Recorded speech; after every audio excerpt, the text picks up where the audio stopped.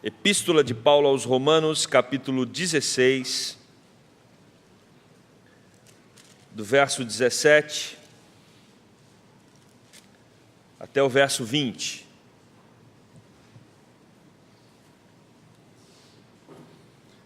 Convido os irmãos para uma leitura responsiva desse texto.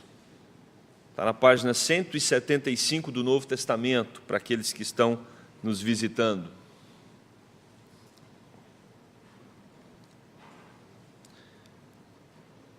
Diz assim a palavra do Senhor, leitura responsiva. Rogo-vos, irmãos, que noteis bem aqueles que provocam divisões e escândalos em desacordo com a doutrina que aprendestes. Afastai-vos deles.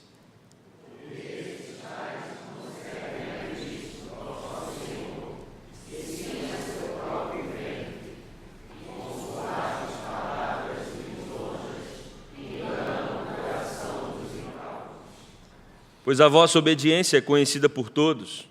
Por isso, me alegro a vosso respeito e quero que sejais sábios para o bem e simples para o mal.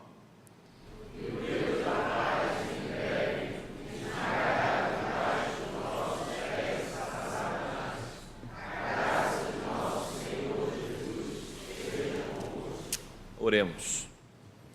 Querido Deus, nós queremos ouvir a Tua voz nesta noite. Precisamos ser alimentados pela Tua palavra. Que o Senhor mesmo, Deus, venha e nos comunique aquilo que tens para o Teu povo nesta noite, Pai. Ó Deus, que o Senhor mesmo fale através desse texto e que saiamos daqui edificados. É o que nós te pedimos em nome de Jesus. Amém. Irmãos, o crescimento da igreja evangélica no Brasil tem se tornado uma coisa assustadora. Assustadora. Algumas estimativas nos informam de que até em 2020 nós seremos, a igreja evangélica brasileira terá o maior número de membros ou de adeptos, não é? Vai passar todas as demais religiões. Essa é uma projeção feita já por vários institutos, que já saiu em revistas como Isto É. E é impressionante o tanto que, com o crescimento da igreja evangélica, e eu estou chamando todo mundo de igreja evangélica, tá? Eu estou colocando todos num pacote, e a gente percebe muita confusão no pensamento. Tem muita coisa que dizem aí que é evangélico que passa muito distante daquilo que Jesus ensinou. Mas nós também percebemos uma sensibilidade no cenário evangélico. Se você tem aí observado um pouco esse ambiente nos meios de comunicação, na internet, você percebe que está bem aflorado, muitas ofensas, muitas farpas sendo trocadas, né? Existe assim um momento sensível no nosso país, uns discordando de outros, isso de maneira pública, né? O Correio Brasiliense, em 2014, divulgou que são abertas 14 mil igrejas evangélicas por ano no país. 14 mil. Essa divulgação ela não tinha uma fonte, mas que são registradas em cartórios, igrejas que se abrem são registradas, são 4.400 por ano. 4.400 por ano. Abre-se uma igreja evangélica no Brasil a cada 2 horas. Que coisa impressionante. E se ouve de tudo nessas igrejas. Se ouve de tudo. Na verdade, vivemos um momento de emaranhado da fé.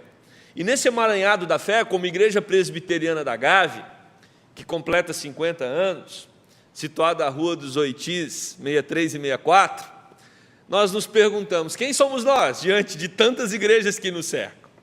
O que nós pregamos, o que nós acreditamos, o que nós devemos manter aqui dentro, como igreja, em termos de doutrina e de prática?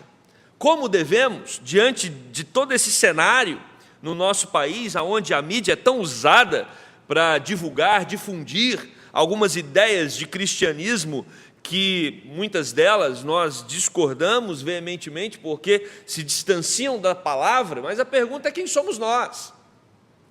E nós estamos diante de um texto onde o apóstolo escreveu essa carta para a igreja reunida em Roma, uma igreja que tinha o desejo de viver segundo os padrões de Deus, segundo os padrões estabelecidos por Jesus Cristo, uma igreja que estava no seu grupo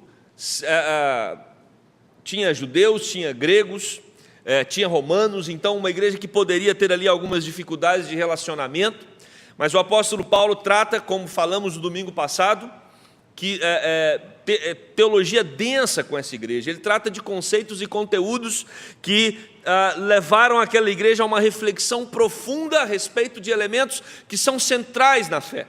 E aí no domingo passado, pela manhã, nós tratamos o capítulo 16, do verso 1 ao 16, aonde Paulo se derrama em ternura.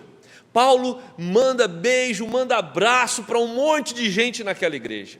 Gente que estava caminhando com ele, gente que estava ao lado dele no ministério, gente que estava empenhada na expansão do evangelho, mulheres, homens, casais. E Paulo então deixa muito claro que igreja é um ambiente para ternura, igreja é um ambiente para afeto, igreja é um ambiente para acolhimento, igreja é um lugar onde as pessoas se conectam, ou conectam os seus corações. Igreja é um lugar onde, a partir do momento que você se ingressa nela, você é chamado de irmão, e você passa agora a ter irmãos de fé.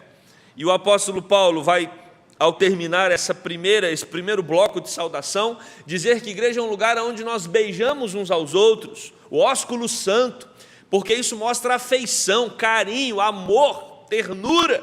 E igreja precisa ter essa característica. Mas, meus irmãos, de repente o apóstolo Paulo, ele interrompe a saudação no versículo que nós acabamos de ler, e ele implora aquela igreja. É muito interessante você observar que do versículo 1 ao 16, Paulo está saudando todo mundo. Aí no versículo 17, ele interrompe a saudação e faz uma súplica, ele implora as pessoas para que tomem cuidado. E aí depois, no versículo 21, ele retoma a saudação.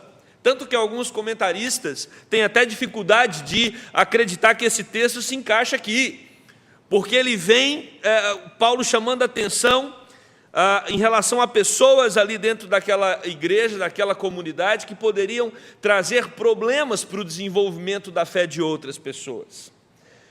É como se Paulo estivesse dizendo: olha, vocês precisam tratar com carinho uns aos outros, vocês precisam amar uns aos outros, abraçar uns aos outros, beijar uns aos outros, mas olha, presta atenção, tem um grupo aí que vocês não podem dar muita moral para ele não, vocês não podem dar atenção para ele não.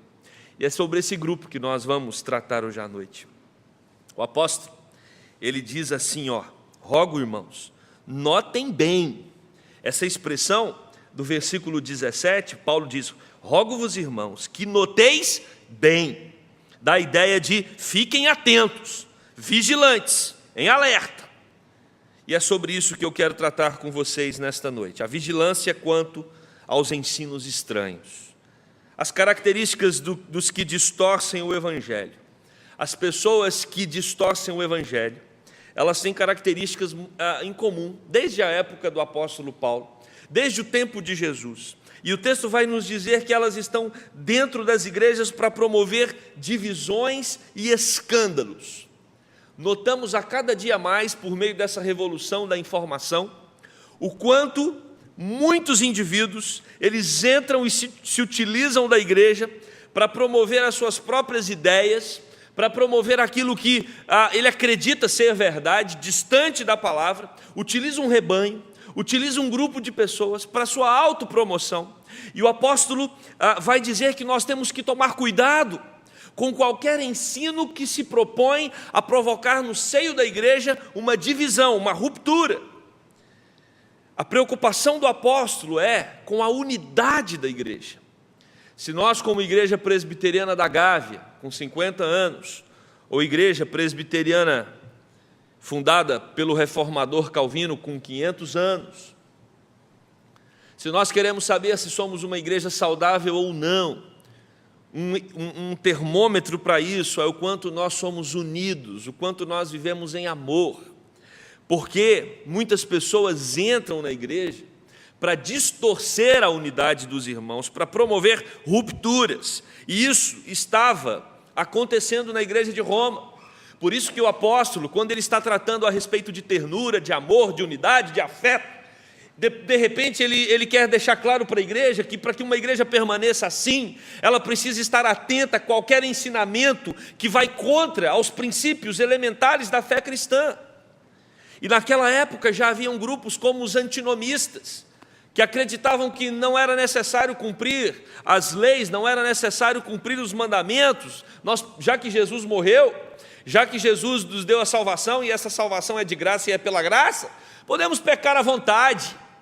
Já havia naquele tempo um outro grupo que dizia o contrário: não, além de nós termos que continuar a obedecer os mandamentos, todas as leis do Antigo Testamento, nós devemos também circuncidar as nossas crianças e manter todos os ritos da religião judaica, chamados os judaizantes. Ou seja, você já percebe naquela época pessoas agregando outros ensinos na fé cristã. E o apóstolo Paulo, então, deixa muito claro que nós precisamos ter cuidado para que isso não aconteça. Nada pode somar à simplicidade do Evangelho. O Evangelho traz uma mensagem simples. O Evangelho traz uma mensagem clara para todas as pessoas. E a mensagem é: Jesus Cristo veio ao mundo, morreu, ressuscitou, para que todo aquele que nele crê não pereça, mas tenha a vida eterna. Quem crê no Senhor Jesus será salvo. Você não precisa fazer mais nada para adquirir a sua salvação, porque o sacrifício de Jesus Cristo é suficiente para libertar você do império das trevas e transportar você para o reino da luz. Não há obra nenhuma que vai ajudar você nesse processo. Pastor, então quer dizer que o salvo ele não precisa ter boas obras? Para a salvação não, porque ele já está salvo. Mas as suas boas obras acontecem como fruto da transformação que já aconteceu. Todo aquele que foi verdadeiramente transformado por Jesus vai ter uma vida marcada por boas obras. Nós precisamos nos atentar a tudo aquilo que acrescenta alguma coisa à obra de Jesus Cristo. Precisamos estar atentos a qualquer pessoa, doutrina ou coisa que faz a igreja deixar de ser de Cristo. A igreja presbiteriana da Gávea chegou até aqui nos seus 50 anos, com homens e mulheres centrados em Cristo, olhando para Cristo, vivendo para Cristo. E nós precisamos continuar essa missão. Cristo precisa ser o centro dessa igreja, hoje e sempre, porque essa igreja pertence a Ele. E para isso nós precisamos estar atentos a qualquer ensinamento que queira entrar aqui dentro, que não condiga com a palavra de Deus. E é isso que o apóstolo vai dizer também no versículo 17. Vocês precisam estar atentos a qualquer doutrina que está em desacordo com a doutrina que vocês aprenderam. A Bíblia precisa ser a nossa direção. É ela que diz o que é e o que não é, o que pode e o que não pode, o que fazer e o que não fazer. A Bíblia é que nos guia. A Bíblia é o livro que conduz as nossas vidas, os nossos pensamentos, as nossas atitudes, tudo aquilo que somos, tudo aquilo que fazemos e como devemos fazer. Precisamos nos apegar a esse livro com toda a força da nossa alma. O texto também vai nos dizer que essas pessoas que entram na igreja para provocar divisão, para distorcer o Evangelho, eles não estão a serviço de Cristo, mas eles estão a serviço do próprio ventre. E a ideia aqui, meus amados, de próprio ventre, é que essas pessoas estão atrás de uma fé que as satisfaça. Elas estão atrás de uma fé onde o centro não é Cristo, mas o centro são elas. São pessoas que estão buscando uma fé onde o nome delas é que vai ser promovido. Uma autopromoção, uma autossatisfação, uma autorrealização. E aí nós precisamos ficar atentos, porque talvez quando você lê isso, você vai pensar em algum líder religioso aí fora, que está promovendo esse tipo de fé. Mas esse tipo de atitude pode acontecer também dentro da igreja e dentro de nós. Muito cuidado para você não desenvolver um conceito de fé onde você é o centro, onde você está atrás do seu bem-estar, onde você está atrás das suas conquistas, onde você acha que essa fé vai te conduzir aos seus próprios projetos e sonhos. a realização dos sonhos. Não. O que o apóstolo Paulo nos ensina aqui é que uma fé verdadeira não é centrada em nós. Uma fé verdadeira é centrada em Cristo. Não é o nome de um indivíduo ou de outro, não é o nome de um líder ou o nome de uma pessoa que deve se elevar na igreja, mas é o nome de Jesus Cristo. Isso está muito claro. E aqueles então que entravam sorrateiramente na igreja, eles procuravam promover não a Cristo, mas ao seu próprio ventre. Por isso, meus irmãos, muito cuidado com mensageiros da palavra, porque nós não fomos chamados para seguir mensageiros da palavra, nós fomos chamados para seguir a palavra. E por isso os nossos ouvidos precisam estar afinados com a palavra, para ver se o mensageiro está se submetendo à palavra. Muito cuidado, quando nós ouvimos em tantos meios de comunicação, tanta gente falando a respeito de tanta coisa quanto a fé cristã, nós precisamos sempre nos lembrar de que a igreja é de Cristo. Jesus é o único Senhor dela, e nós somos os seus servos. Nós somos os doulos, os servos, os escravos de Cristo. Nós não podemos utilizar a igreja para a nossa própria satisfação, para a nossa própria realização, para a nossa própria promoção. É impossível servir a ambos. Ou uma igreja é centrada em Cristo, ou uma igreja é centrada em homens. Ou a sua fé é centrada em Cristo, ou a sua fé é centrada em você mesmo. E o que o apóstolo Paulo alerta aquela igreja de Roma e a nós também, é que nós precisamos, como igreja do Senhor Jesus, ter uma fé centrada no próprio Senhor Jesus, porque a igreja pertence a Ele. Igreja não enaltece indivíduos, igreja não enaltece famílias, igreja não enaltece nacionalidades, a igreja enaltece a Jesus Cristo, o seu único Senhor. Esse é o propósito de Paulo deixar claro para aquela igreja, que eles não deveriam servir o próprio ventre, e nem atender àqueles que usavam a igreja para autopromoção. Irmãos, quando Paulo está tratando desse assunto, ele também faz outro alerta. Ele diz, cuidado, porque essas pessoas possuem uma fala macia, uma fala cheia de bajulação, para enganar gente ingênua. Muito cuidado, muito cuidado. Pastor, mas ele explica tão bem, eles são tão educados, eles são tão gentis.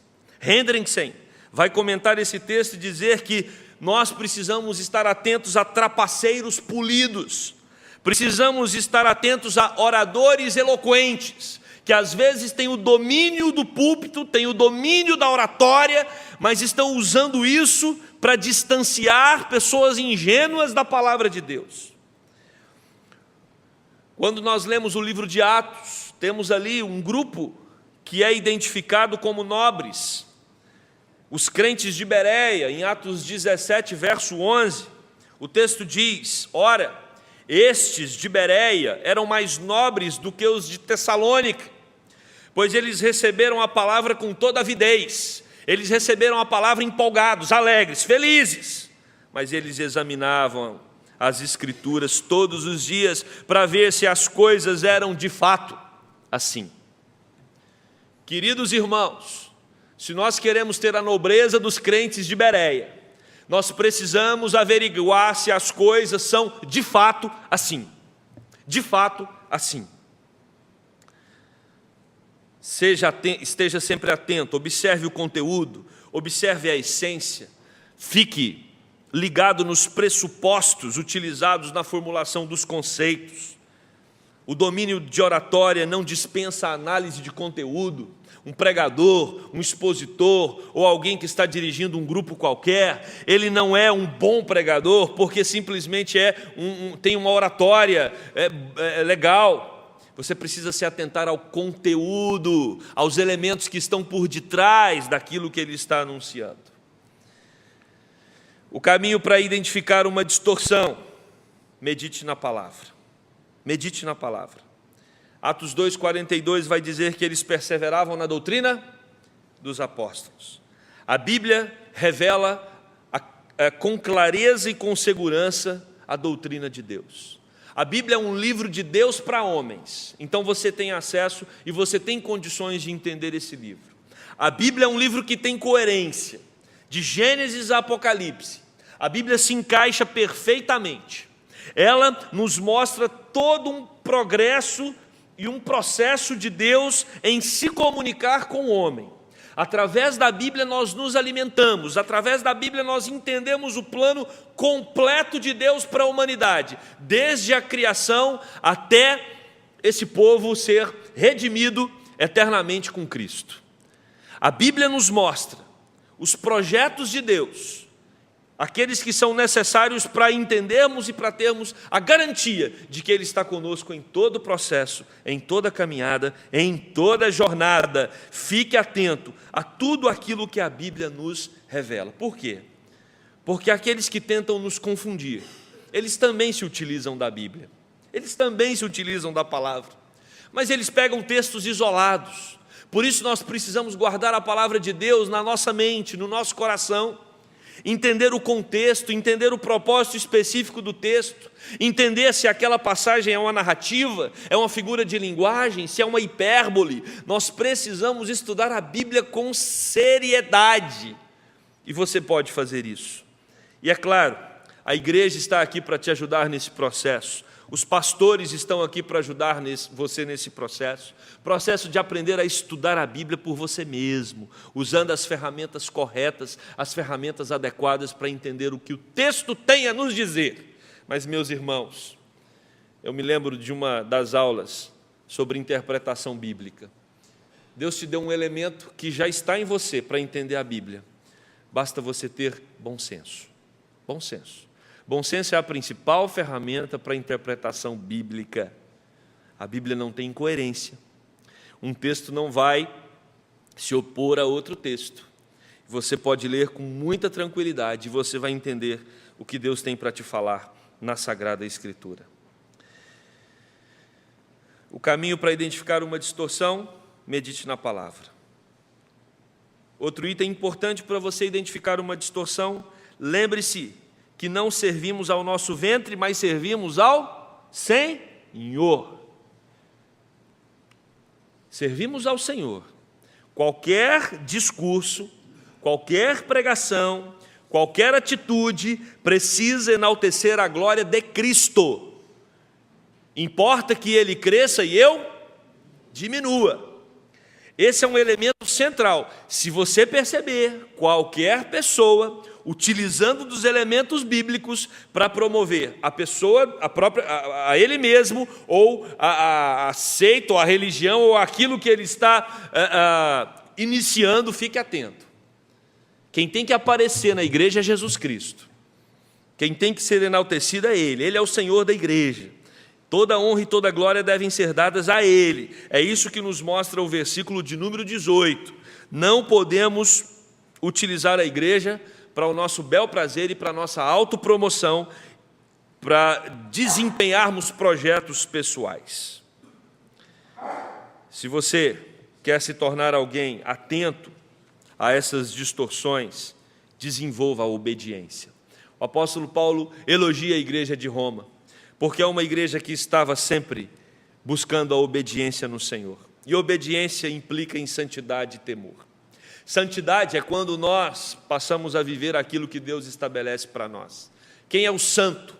O santo é aquele que entende que Deus o chamou para uma vida de abandono do pecado, uma vida de busca pela intimidade do Senhor. É isso que Deus quer da Igreja Presbiteriana da Gávea, que sejamos luz nesse bairro, que sejamos luz nessa cidade, que sejamos luz nas nossas relações, no trabalho, em qualquer outro ambiente que estivermos. Nós fomos chamados para temermos ao Senhor, para obedecermos a Ele, e isso, sem dúvida nenhuma, vai glorificar ao nome do nosso Deus. Não existe uma fé sincera e verdadeira que faça acordos com a mentira, que faça acordos com os princípios que regem esse mundo. Não existe fé verdadeira, fé autêntica, aonde as pessoas abraçam também os valores e os conceitos dessa sociedade. Ou nós tememos a Deus e amamos a Deus, ou nós tememos o mundo e amamos o mundo. Não tem como amar as duas coisas. É isso que a palavra de Deus nos mostra, principalmente o Evangelho de João e também nas cartas joaninas. Se nós queremos identificar aqueles que tentam distorcer a mensagem do Evangelho, nós precisamos ser sábios para o bem e simples para o mal. Foge da maldade. Meus irmãos, nós precisamos ser ingênuos para aquelas piadas que têm duplos sentidos. E às vezes a pessoa conta na certeza de que você vai entender e você não entende. E ela olha e diz: mas como você não entende? Porque a sua mente não está sendo exercitada para a maldade. E não só nessa questão, né, todas as outras.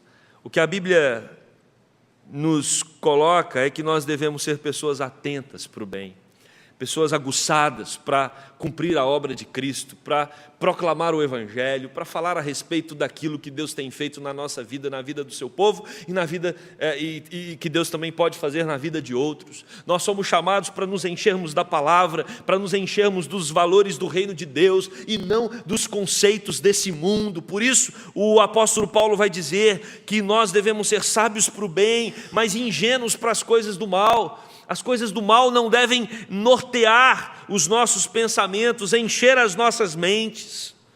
Paulo diz isso também para a igreja de Corinto, no capítulo 14, verso 20 de 1 Coríntios, quando ele fala: irmãos, não sejais meninos no juízo, na malícia, sim, sede crianças, inocentes. Quanto ao juízo, sede homens amadurecidos. Jesus também vai falar sobre esse assunto.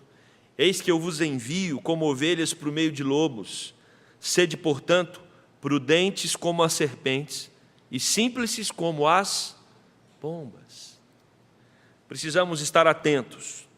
E eu quero destacar na fala de Paulo e na fala de Jesus, que quanto àqueles que penetram na igreja para causar divisão, nós não devemos ser ingênuos, nem simples como pomba. Nós devemos ser, sim, sagazes, atentos. Esse é o recado de Paulo para a igreja aos romanos. E aí, caminhando para o fim, Paulo vai nos ensinar a ter uma reação para com esse grupo. Paulo vai nos ensinar não só a identificá-lo, mas ele também nos diz como nós devemos nos comportar para com aqueles que tentam provocar divisão da igreja. E o versículo 17 traz a resposta: afaste-se deles. Parece estranho. Um texto que em volta dele está falando de ternura, de amor, de afeto, de beijo. E agora Paulo está dizendo: mas tem um grupo dentro da igreja que você não tem que tratar com ternura, nem com afeto e nem com beijo, mas que você tem que se afastar dele. E esse grupo são aqueles, ou ele é formado por aqueles que desejam provocar divisão no corpo de Cristo. Afaste-se deles. Não há saudação para eles, não há um abraço para eles. São pessoas que querem prejudicar a unidade da igreja. E aí Paulo vai dizer então no versículo 20: descansem em Deus, no Deus da paz, porque esse Deus vai esmagar Satanás. É muito interessante a dosagem que Paulo coloca na argumentação dele no versículo de número 20, porque ele vai dizer exatamente que Deus vai esmagar debaixo dos vossos pés a Satanás. E quem é Satanás? O enganador. Aquele que vem para dividir, aquele que vem para causar intriga entre os irmãos, aquele que vem para tirar a unidade da igreja. O que o apóstolo Paulo está dizendo é: aos irmãos beijem, abracem, cumprimentem uns aos outros, tratem uns aos outros com ternura. As pessoas que estão querendo causar divisão na igreja, afaste-se delas, porque Deus vai cuidar da igreja, e Deus também vai esmagar a Satanás. Nós sabemos que quando Jesus morreu na cruz, esse processo de esmagamento já começou, e Satanás será liquidado quando Jesus voltar pela segunda vez, e ele então, condenado, irá, junto com todos aqueles que não creram em Cristo e com todos os demônios, separado para o seu juízo eterno. O processo de esmagamento já está acontecendo. Satanás, sim, é quem veio para causar divisão, é quem veio para causar discórdia, mas o que Paulo quer deixar claro é que todos os santos, todos os crentes que amam a Jesus, que temem a Jesus, devem viver em unidades, apegados à graça de Cristo. Quero concluir esse sermão dizendo para você que a Igreja Presbiteriana da Gávea, há 50 anos, tem procurado andar centrada em Jesus Cristo. E essa missão deve continuar. E para que essa missão continue, é importante que você, como membro dessa igreja, nós como pastores e presbíteros, identifiquemos as pessoas que tentam causar divisão no meio dessa igreja, como já aconteceu em outras épocas. Essas pessoas precisam ser tratadas pastoralmente, com todo cuidado, para que elas não afetem a unidade da igreja. E você, como membro, precisa estar sempre em alerta.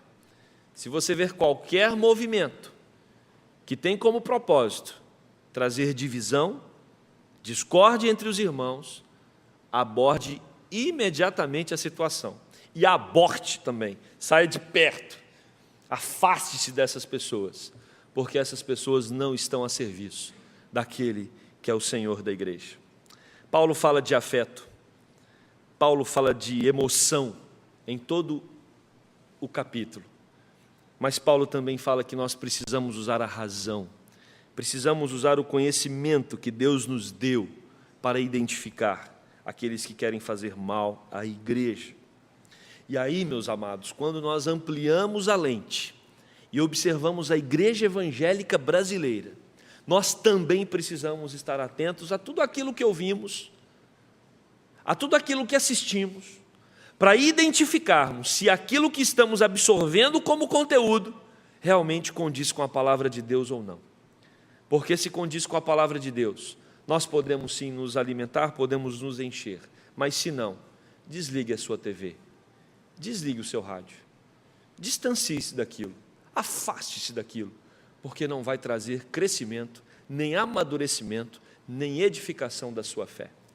Que Deus faça de nós, a cada dia mais, uma igreja afetuosa, amorosa, mas também uma igreja atenta, uma igreja alerta contra tudo aquilo, contra todo ensino que vem para trazer discórdia e divisão na igreja do Senhor Jesus Cristo, o Senhor, o Deus, aquele que é o cabeça da igreja e aquele que deseja que o seu corpo ande unido, firme, amando-o de todo o coração. Que Ele nos ajude a manter essa unidade, que já dura 50 anos, por muitos anos ainda, até que Ele venha buscar a sua noiva. Amém? Que Deus nos abençoe. Vamos orar e logo em seguida receberemos a bênção. Querido Deus e eterno Pai, obrigado porque a Tua palavra norteia, direciona os nossos passos. Ela nos mostra o caminho. Obrigado, Deus, porque a Igreja Presbiteriana da Gávea, no meio de milhares de igrejas nesse país, tem procurado andar segundo a Tua palavra. Tem procurado, Deus, viver o Teu Evangelho de maneira idônea. Obrigado, Deus, porque Cristo tem sido glorificado através dessa igreja e nos ajude a fazer isso a cada dia mais. Que Ele cresça, Deus, e que cada um de nós diminua. Que Ele cresça, que Ele seja exaltado com os nossos cânticos, com as nossas orações, mas principalmente com a nossa vida e com o nosso coração. Ó Deus, nós queremos que o Senhor continue nos dando unidade, mas não uma unidade a qualquer preço. Queremos uma unidade, Deus, à luz da Tua palavra, de gente que ama e reconhece Jesus como o único Senhor. Que isso, Deus, se mantenha a cada dia no nosso meio. Que possamos ser esta igreja, Deus, focada em Jesus, para a honra e para a glória dEle. Nós queremos, Deus, que o Senhor nos ajude com o Teu Santo Espírito nesse propósito, para que o Teu nome em nós continue sendo glorificado. Essa é a nossa oração no nome de Jesus, o nosso Salvador. Amém.